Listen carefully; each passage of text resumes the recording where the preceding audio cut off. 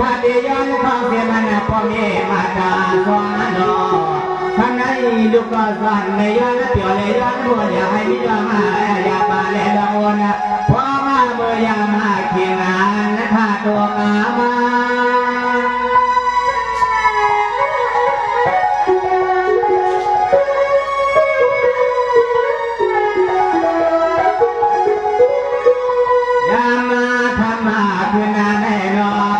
สัมยอนความปาสาวขาอันไปเวียงตายานากุเศร้าเศร้าเสียงพอคนเท่าน้องมีคนเท่ากูเสียไปอันขันขึ้นให้รอสองดังเสียงเวียนหน้าไหวตัวไว้ปันตาว่าลูกเขาว่าลานขนาโน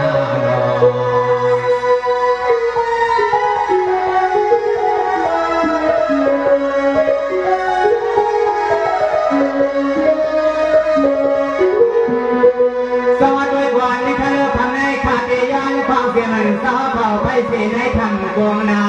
กะทิยานความเพียงสะไปเสียหลังป่าตังอาตกาตังสัง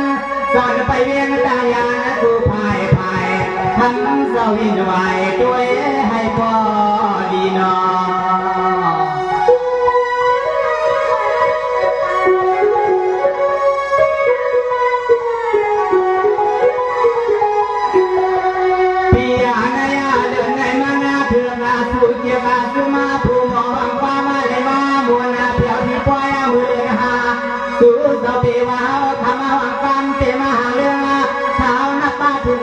หลังไปเมืองทั่วเมืองในกลางเสียงความปล่อยสีกันทำให้เสียกัน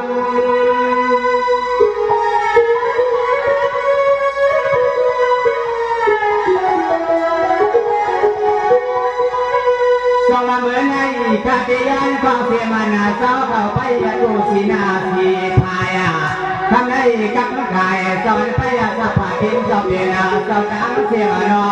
ยามาเหมือนลูกไส้ขายอนเก่าเถื่อนคู่ป่าพา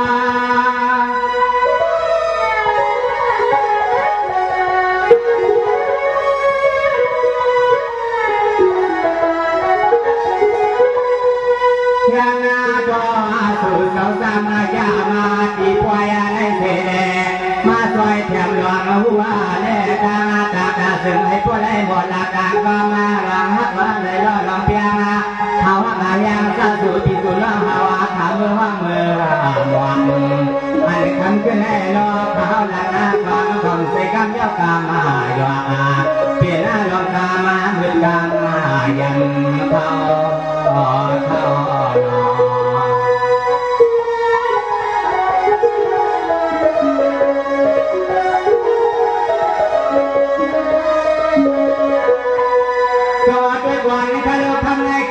ย้อนความเสียมันกุ้งเสียสอพลายตัวนะอย่าไปให้นิเศษดังพิษดังผลสอเขาลงมาเสียมันนางพาดูมาวนสิบมาสอง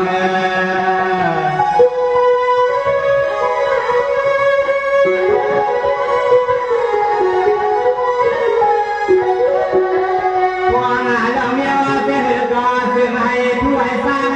ให้อันลองทหารสาวเพียวน้องมาวังกามาที่ปล่อยมือถึงให้พอได้มีอาณามีใหญ่หอนห้อยห้อยห้อย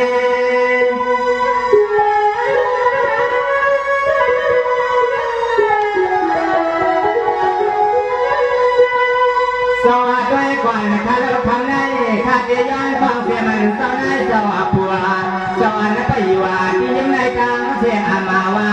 เสื่อมสาวขาไปอยู่ที่พายนาเสียเลยน้องสาวไปพายฟังสาวขาเหยียบยางมาปวงแถวที่ปล่อยเสียง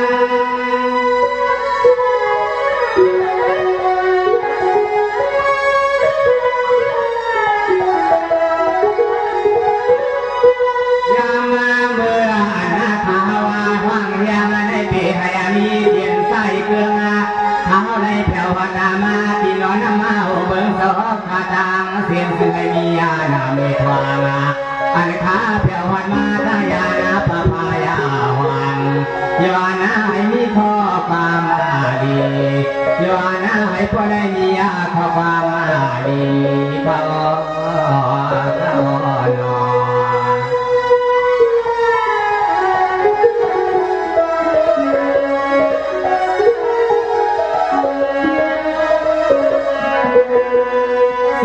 ในชาติย้อนความเสียมันสอเผ่าคณะอย่าเป็นมันเหงาลาสอเผ่าตัวป้าห่วงเสียงดุยลูกสายสอยสวดนา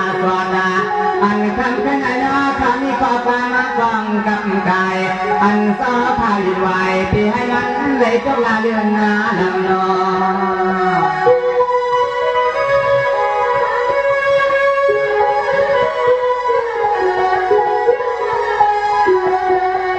ทางอาวามียาดีพิตาใส่เครื่อง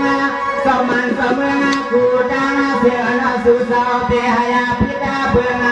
ใส่ขาวฟ้ามาก่อเตให้มันเหืองเครื่องนับยำความฟ้าสมันเสมืองทุ่งปอดนาดีดินทางยานาลำ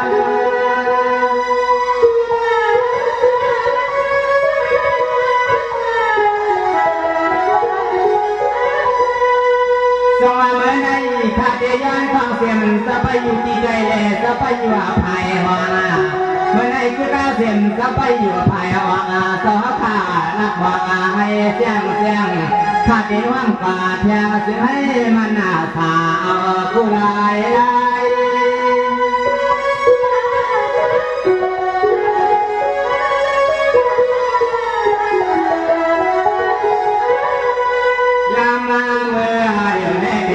้อนความเสียงมาพอพามีเมืองหงเสียงดีพามีนายพิสัยพิลัวน้องน้องสายกระดังเสียงนออันสาวเลยมีข้อความมาเหมือนความมาเพียวย้อนให้พวกเลยปิดข้อความมาหุ่นกามาเกี่ยวพอมาเมื่อเขาเลยยากันนาพอมาเมื่อเขาเลยมาหันขนาขนา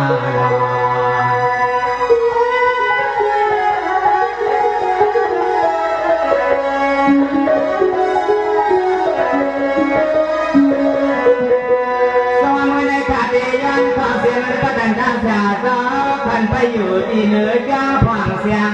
เมื่อไรกูได้ยินเสียงดังเสียงดังขี่เสาไปปันดีเดียนายาปล่อยเขาตีเป็นกำตัวยืนส่องผ่ามาที่ห้องกำหักปันก็จะหน้าดังเสียงอะไรทางปล่อยใหญ่สู่สองมือว่างเสียเลยมือหาง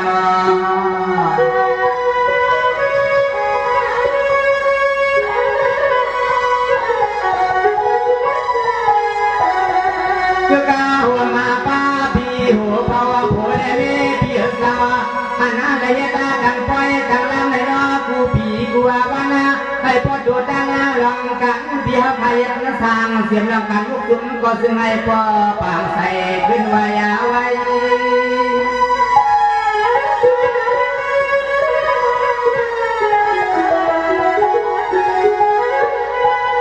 สวรรค์ไว้ในข้าก็ขับมาใส่ใหญ่นาพี่ใส่ข้าวยานพี่เป็นเสาทองก็ผัวมาไว้ในข้าที่ทุกฝังลาดากว่าเสียงพี่ใส่ละอ่างพี่เบียนาซออันในเป็นก็พามาเงาเสียแล้วนอที่ป้อนกระทรวงเมืองในไทยก็ป้อนมีดำหวังเศร้า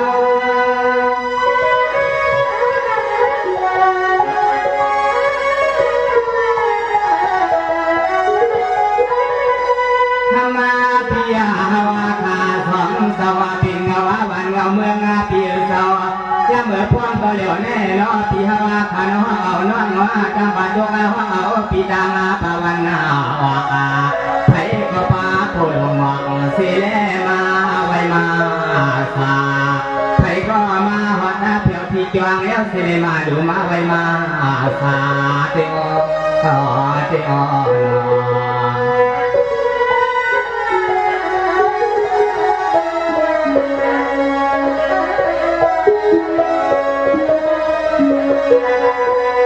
วัสดีวันนี้ท่านนาพิสัยคำเดียวที่เป็นต้นนาอำมาการวางการส่วน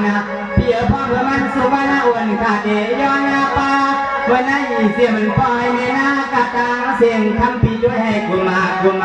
ถึงให้พ่อเลยมือควักวางน้องใส่พ่อรักปันเมื่อยามเดียวนอ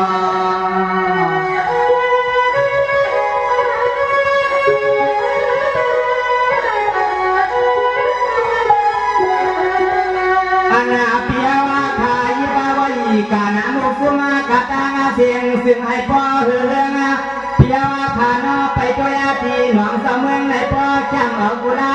ผมเสียงนาการเพียวขายตาสามกูไป กูไปกว่ามันอ่อนเพียงลูกสายวันเดียวสายวัน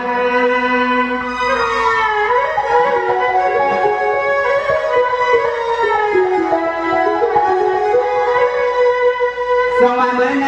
อำมาตย์ก็เล็กก็ใหญ่ไม่เก่าเท่าอยู่มาเพื่อนอยู่มาพี่ใส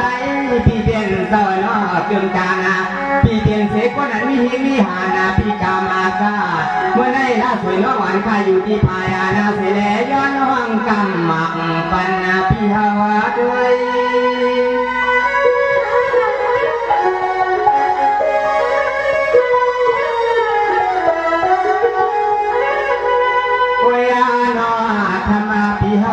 เป็นผัวมีผลพ่อทายาเสียด้านก็เสียบลองกันในรอบเดียวขายดากุลองกุลายลองกันก็ตายเสียตายสั่งอันนั้นเพียขายดาสั่งมันเมียนต่างทางคนเพียว่าขยิงมาการลองเมียวเสียหรือก็ตั้งลองเอาลองนักในคำเพียวข้างว่ามันเงาเตี้ยเตี้ย